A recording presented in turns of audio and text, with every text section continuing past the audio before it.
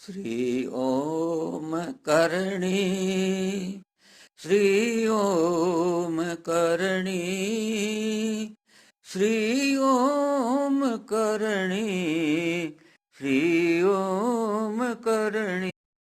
नमस्कार।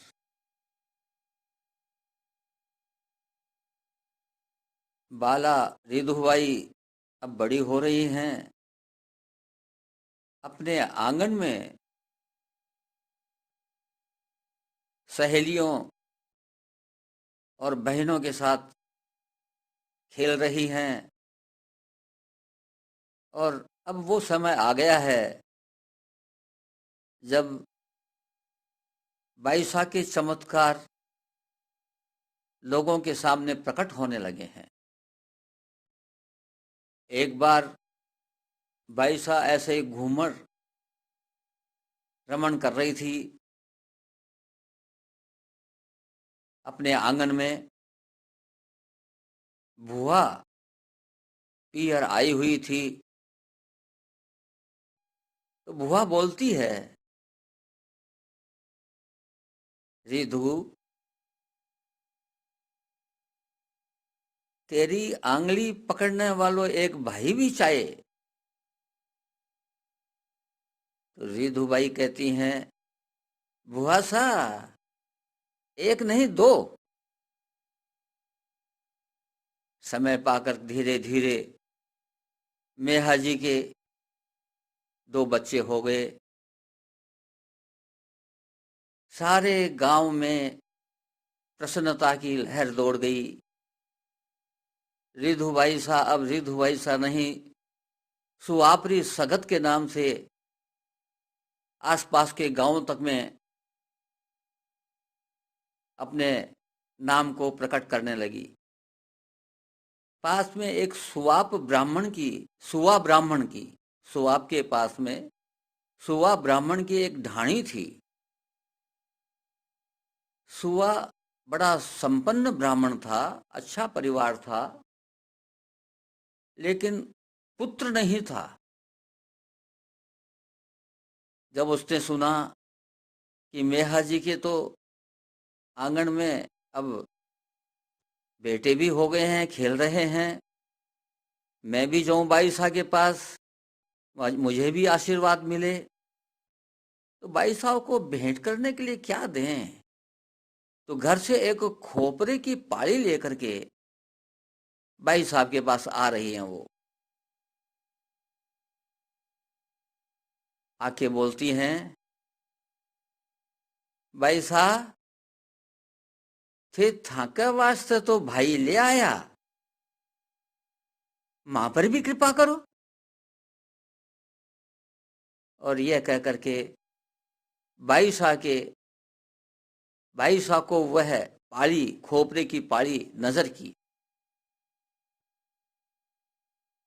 बाई साह ने कहा, काकी ये खोपरे की पाली तुम ही खा लो।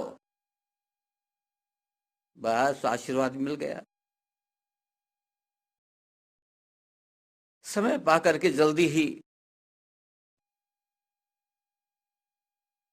सुबह ब्राह्मण के घर में आंगन में बच्चा खेलने लगा।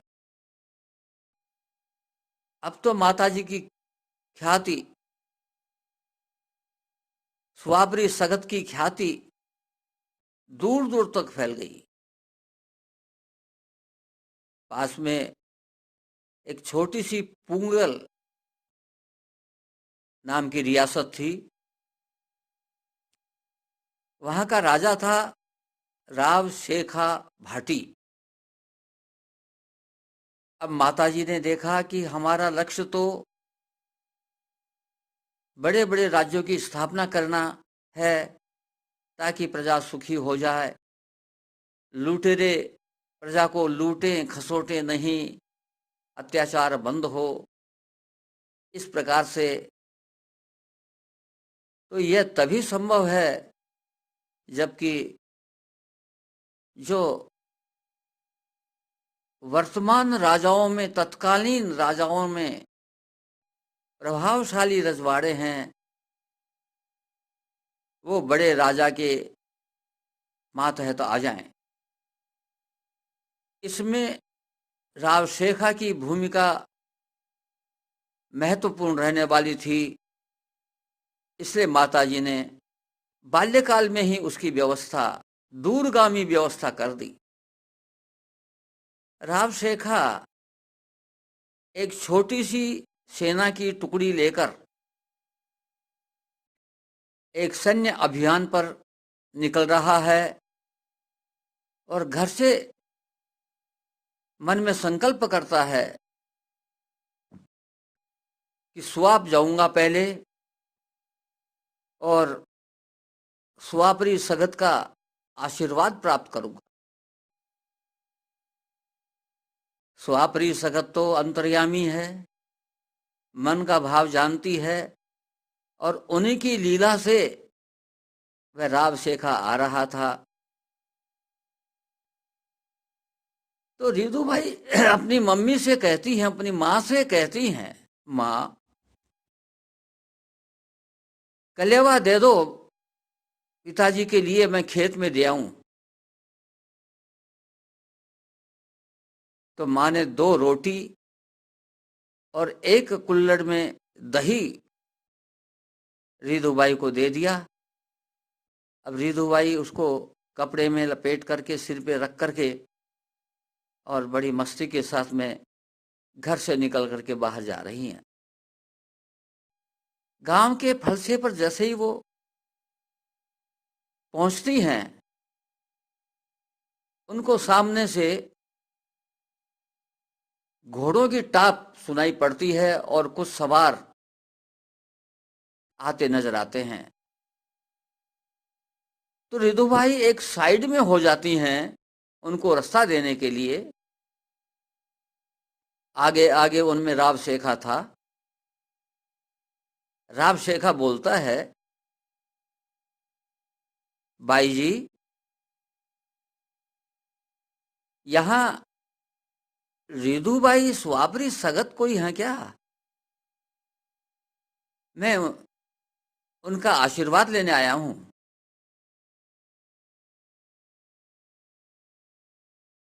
बाईसा ने कहा, वीरा रिधु से थाने काई काम पड़ गो, रिधु तो मैं ही हूं। शेखा घोड़े पर से नीचे उतरा, पैर पड़ गया और आशीर्वाद मांगा। भाई साहब आपने मुझे वीरा कहा, इतना कहते ही मुझे आशीर्वाद तो आपका मिल गया, लेकिन मुझे पुनः आशीर्वाद दो कि मैं जिस अभियान पर जा रहा हूं उस अभियान पर सफल होकर गया हूं। बाईसा ने कहा, भाई जब तुम भाई हो गए हो तो बहन के घर से भाई भूखा कैसे जाएगा, कलेवा कर जाओ। राव शेखा ने देखा कि कलेवा कैसे करेंगे, यहां तो इनके पास में 2 रोटी हैं, मेरे पास तो पूरी फौज है। तो संकोच कर गया, कहने लगा, भाई साहब हम थोड़ी जल्दी में भी हैं और आपका आशीर्वाद तो हमको मिल ही गया है, इसलिए हमें इजाजत दो। बाईसा तो अंतर्यामी थी, वो जान गई कि ये 2 रोटी दे करके संकोच कर रहे हैं। बोले नहीं, बहन के घर से भूखे नहीं जा पाओगे, बाईसा ने कह दिया साफ। तो उन्होंने कहा, भाई सब लोग उतर जाओ नीचे घोड़ों से, और बाईसा जितना जितना टुकड़ा आपको दें उतना उतना सब ले लो। सबसे पहले राव शेखा का नंबर आया। वहाँ फलसे पर एक जाल का वृक्ष है, वो आज भी मौजूद है। उस पर जाल के वृक्ष के नीचे रोटी और दही रख दी, कपड़े से ढक दिया। बाईसा ने उसमें से 2 रोटी निकाल करके राव शेखा के हाथ में रख दी और दही का कुल्हड़